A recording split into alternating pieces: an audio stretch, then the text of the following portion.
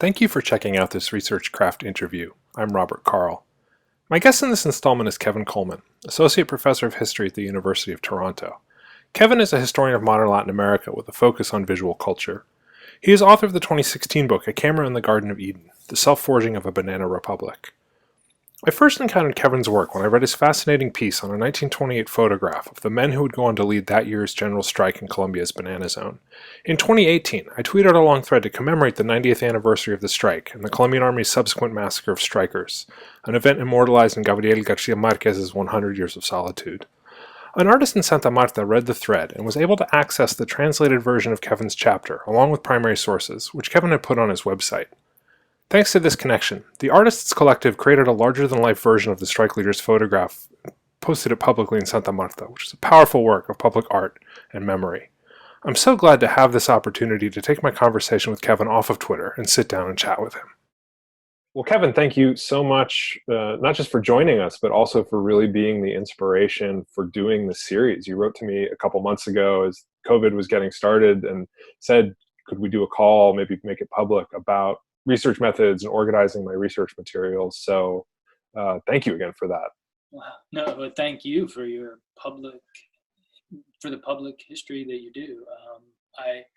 The reason I reached out to you is I was just feeling completely overwhelmed by, having collected in fits and starts archival material over 5 years, but having no sense for how to get it all under control. So I actually went back to a couple of videos that you posted a year or two ago on Zotero and integrating Zotero with Excel spreadsheets listing all of your source material, and then Devon Think and Scrivener.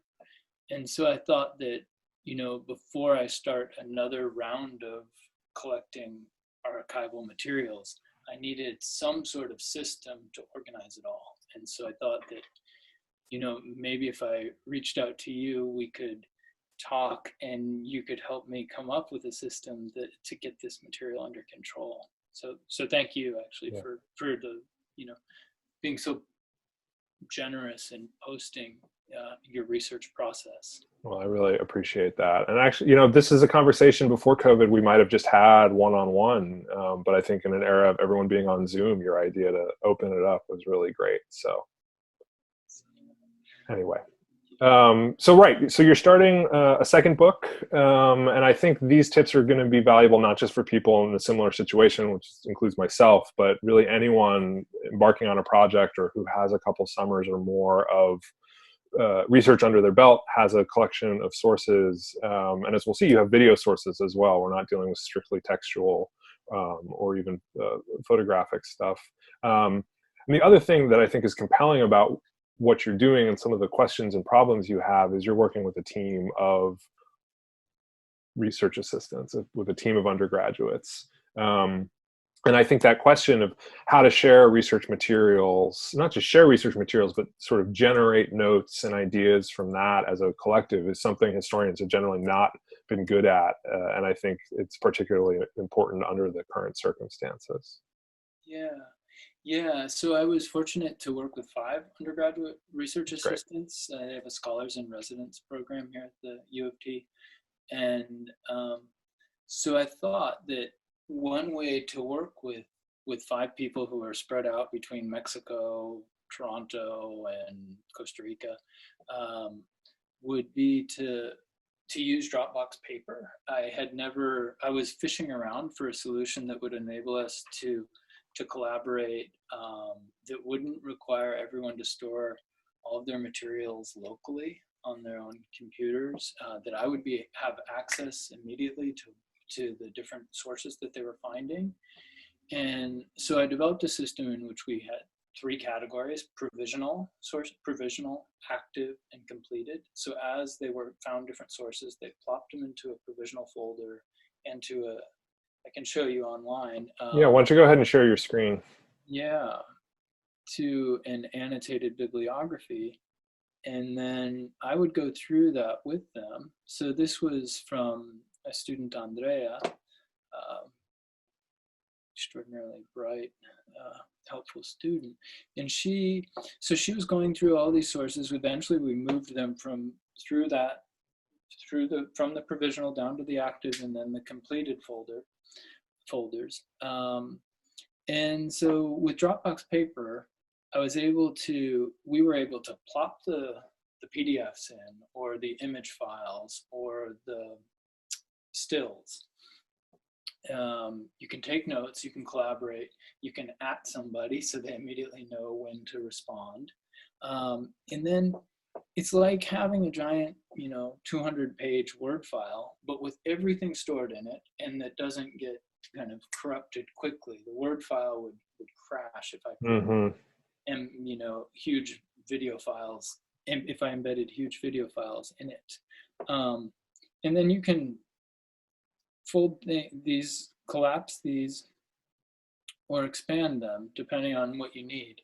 So I can search this, Romero, and I can't see what you see right now. Yeah, 355 hits. So I'd have to come up with a better search term. But you can search through this. Cuba, 3 hits. Go down immediately to what you're looking for. And then it's too much. I find that when I'm doing archival work, I'm throwing things into some folders, but then a year or two later, I have no idea what I have. Yeah. I don't know where I stored it on my hard drive. And it's the same with Zotero. For me, this was one of the questions, one of the reasons I approached you was, you've used Zotero for many years. I used it on my dissertation and for my first book. But now that my time is divided between family and teaching and research is, only one of the things I'm doing, I don't know what's in that Zotero library anymore. Yeah. And I search and I sometimes don't find what I need. Right. So I thought I need one place to keep everything and that somehow won't crash my 8-year-old Mac. Right. And Dropbox Paper is enabling me to put all these PDFs into one place, put all my notes into the same document. And so, if I find that this document is worth exploring, I immediately have it right there and I could start taking notes on it. That's great. That's great. One thing that you and I discussed in a previous conversation offline was this problem of having like an 8-year-old Mac without enough hard drive space to fit all of our research materials. And I don't know how many, I might generate 10, maybe 8 to 10 gigs of research materials in a single week if I go to Bogota like I did last summer. So let me ask before we talk a little bit more about your experience using Dropbox Paper over the last couple of months. And I want to ask more too about the project in particular.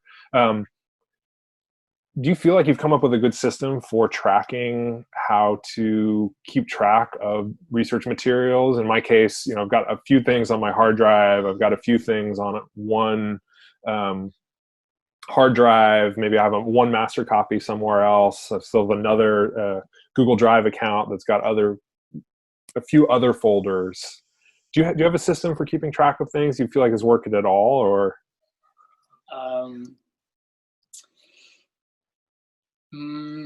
System would probably be too strong a word for what I do.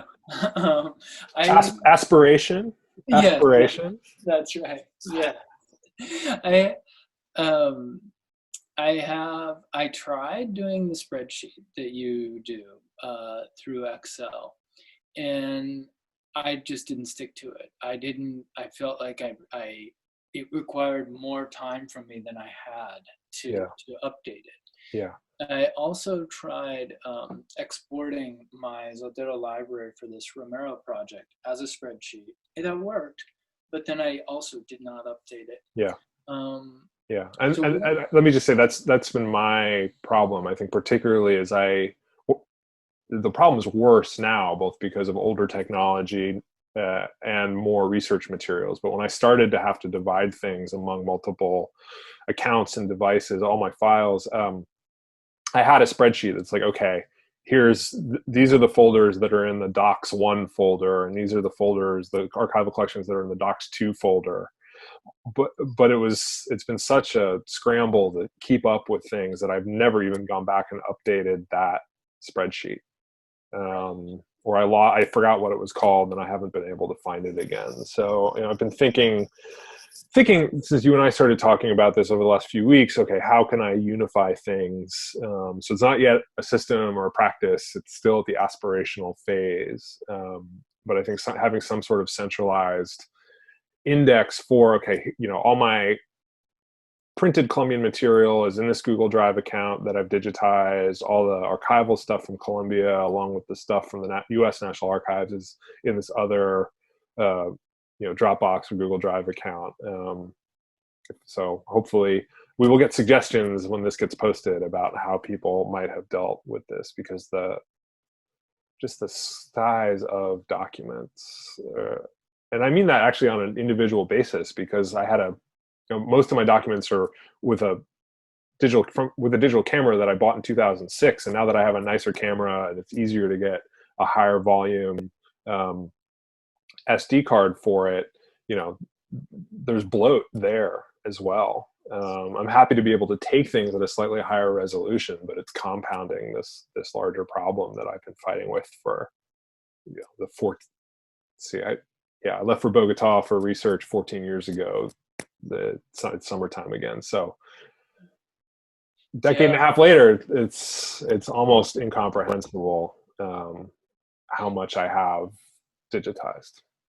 Yes, and I think this is a problem that is sort of discipline specific. Historians, we're sucking up a lot of data when we go into the archives, and it's digital images. And if you're doing oral history, the problem is compounded, because then you have these large video files. So right. A couple of years ago, I was in El Salvador doing research for this Romero project, and I began interviewing people that had worked with Romero, and I would save these files to my computer each night, and boom, within a day, my hard drive was overloaded. So with Dropbox Paper, and then I tried saving those on an external drive. I did do that. And I had to, because my upload speeds weren't fast enough. This is a big problem going to Latin America, is even if you're safely able to save them onto a local device, particularly if you're staying at a hotel with weak wireless, you're never going to get them all uploaded. Even if you go back to your place you're staying at lunchtime and sort of start the morning stuff uploading, it's not going to be done by the time you get back for dinner. No, I would put it on at night and, kind of not let my computer go to sleep. Yep. It's like, I guess it's like, I'm going to be happy with that 23% that it backed up. Right. Let me see if I can show you what Dropbox Paper has enabled me to do. So I've been interviewing people that were involved in making the film Romero. It came out in 1989. And these are really large image files. I can't store them locally on my machine, but I've been using Dropbox Sync. I know I sound like I'm being paid to market for them, but I mean, they're an evil corporation that makes a really good product. And it syncs really well as compared to, say, Microsoft OneDrive, where I was always getting conflicted copies, and then it just scattered my files. With Dropbox Paper, I can add the video file to my Dropbox folders for this project, my primary source folders for this project, interviews on the Romero movie, etc. Boom, there's the original copy and a transcript. And then I can change the sync settings so it's not stored on my computer, it's somewhere in the cloud. And then I can just drop that link into this Dropbox Paper document and immediately access the video from Dropbox Paper. He couldn't believe that, and I felt so. So this was the editor of the film. We talked for 3.5 hours. I don't know what the file size was in the end, 2 gigabytes or something. And otherwise I wouldn't be able to, am I really going to go fishing on my external drive to find this original file and know where it is a year from now when I'm trying to write that chapter? Yeah. I would spend half a day just trying to find it. By throwing it all into a single document, I have that source. It's not taking up space on my computer. If I wanted to, I could go, into the office one afternoon and print the 200-page document and then have a hard copy in front of me to flip through and sort of work with more slowly. But I'm tentatively embracing this as a solution for organizing all of my files in one place. Well, and I think particularly given that you're working with so many collaborators across so many different countries, even this seems like a really compelling option. I wasn't even aware of it until you and I chatted last week. So I had a couple other questions about using this, particularly given you're working with a group of collaborators across countries even. How is it to bring people on to the project? Yeah, so it's really easy. You can share the entire document with them through Dropbox. That is really easy. You can flag a particular part of the document where you need their help. Like, I could type in your email address and then whatever, let's just add myself just as an example. But let's say I added you and I say, hey, Rob, I found this material on the reception of the Romero film in Colombia. Do you have any idea where it was screened? And, Cool. So I could, and point you straight to the part of the document that I need your help on. Great. That's great. And one other question, which you may not know the answer to. So is there a way to search for different kinds of content, different kinds of file types within the document, rather than scrolling down and being like, okay, here's a movie clip that I embedded, here's another film that I embedded, here's another movie file that I embedded. Is there a way to sort of search, say, okay, show me where all the movies are in this, and sort of hop down? Here, let's do .omv. Yeah. That would be how one of the files. Okay. So it's coming up with the In files themselves in your Dropbox. Okay, I figured that was the way it would do it. I don't know. Another way to do it, let's just try .omv here. It does work. You're at a good position in some ways to adopt and play around with a new platform for research. So I'm really glad it's been working out for you. I'm not sure I want to make the move myself, but I think it's a really compelling option for people. To circle back to where we started, with this, I'm using it in the way that you've sort of advocated in other videos, as a system of redundancy. So Good. It's this in addition to Zotero, in addition to the original files stored in my Dropbox folder. Yeah. Okay. This is one place to consolidate all of that. But if I delete it or the file is corrupted somehow, I could still access every document through Zotero and through my Dropbox library. Yeah. And my backups on my external hard drive. Yeah, that's great. Curious to hear about your experiments with Scrivener. Yeah. So this is something that Kevin had raised that you had raised last week. What was the line? You had a great line about, let's see if I can find it.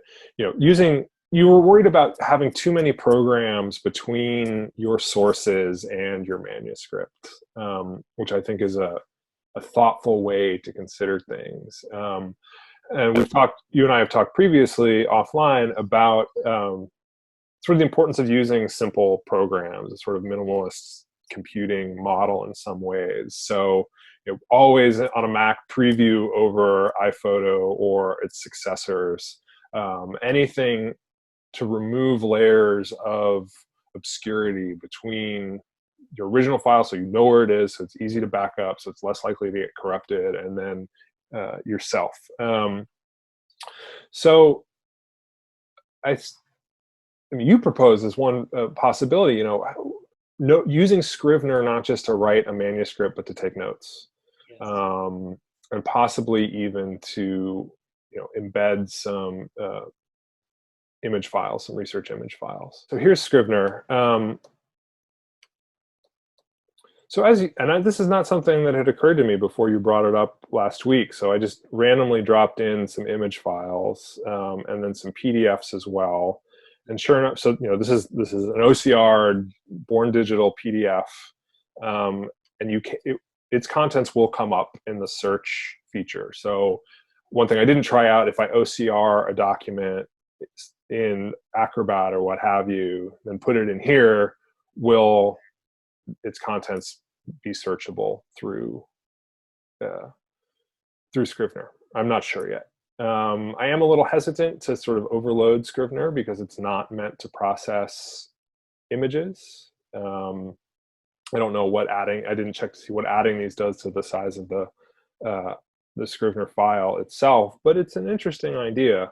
More to the point, I think you've made a good suggestion in why not keep everything within Scrivener. One advantage to programs like DevonThink and Scrivener is actually they're set up in very similar ways. The way the windows are composed feels very comfortable. If you've used Scrivener, DevonThink will be familiar automatically. It had been several years since I used Scrivener, and it showed here. Kevin had to walk me through how to get to a split screen. I've edited that out so you don't have to see me stumbling around with the program. So that's interesting. So, normally and it's hard now because I have my laptop without a separate large monitor. Get this down kind of small and then have the DevonThink open in the window sort of behind this off to the side so I could see it. I worry about the robustness of some of the search features and the ways in which DevonThink, searching something like DevonThink or Dropbox Paper would allow you to see connections, realize that things are related in a way that might not be obvious in a program that's not really designed for this, like Scrivener. But there is a certain lovely simplicity to it. I think the question for us as historians is, could Scrivener handle our huge file sizes? So let's say you put every single source that you collected in an archive in Bogota into one folder in the research collection. And then for a different chapter, you have, a bunch of source material you collected in Washington, D.C. or someplace. And then boom, just over the years for an entire book manuscript, you've got maybe, I don't know what, like 50 gigabytes of archival material. And that's if you don't have videos. Yeah. Can a Scrivener file handle that?